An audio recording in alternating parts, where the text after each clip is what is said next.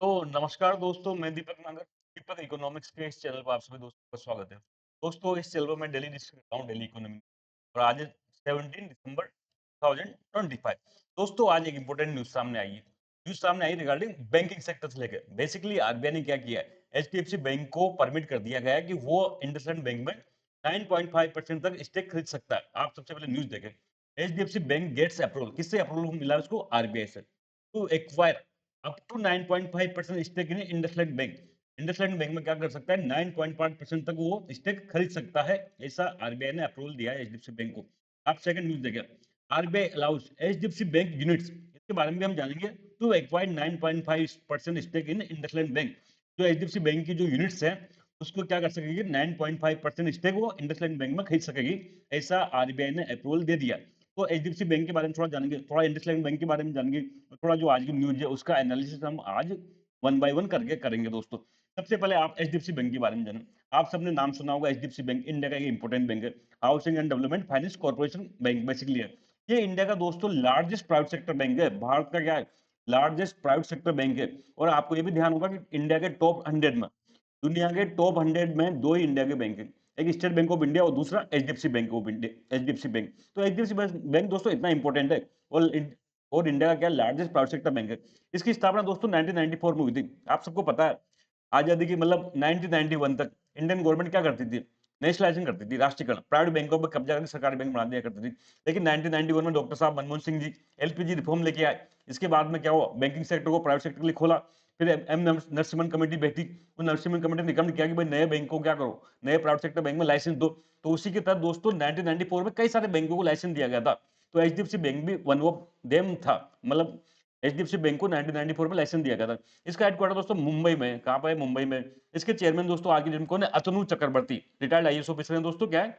Retired IAS officer है अतनु चक्रवर्ती। ये HDFC bank के चेयरमैन है। एचडीएफसी बैंक की दोस्तों एक इंपॉर्टेंट पोस्ट होती है सीईओ की।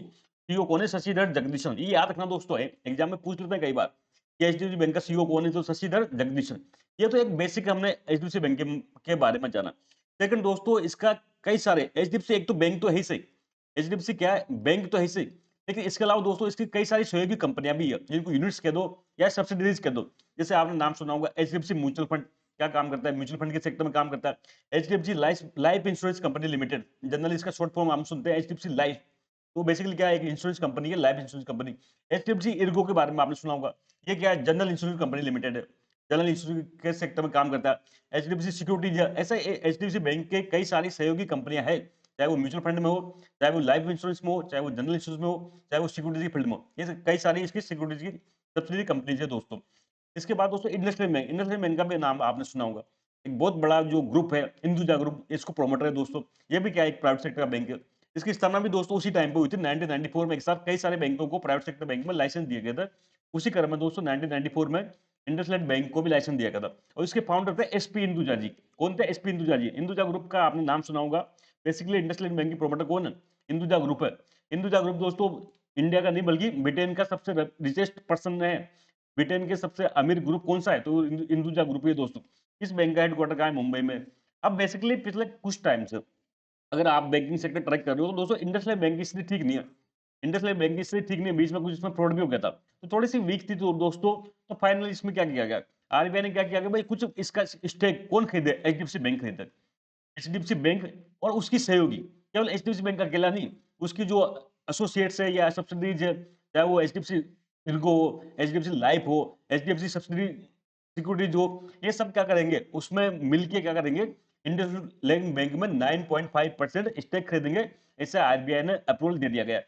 तो HDFC bank has received approval from the RBI to allow its group entity, जो इसके ग्रुप एंटिटीज है एचडीएफसी अर्गो वगैरह, to hold up to 9.5% stake in IndusInd bank. Basically RBI ने क्या अलाउ किया गया कि एचडीएफसी बैंक और उसकी जो सहयोगी कंपनियां हैं, वो इंडसइंड बैंक में 9.5% तक स्टेक खरीद पाएगी। दोस्तों ये अप्रूवल दिया गया है, वो 1 साल के लिए दिया गया है।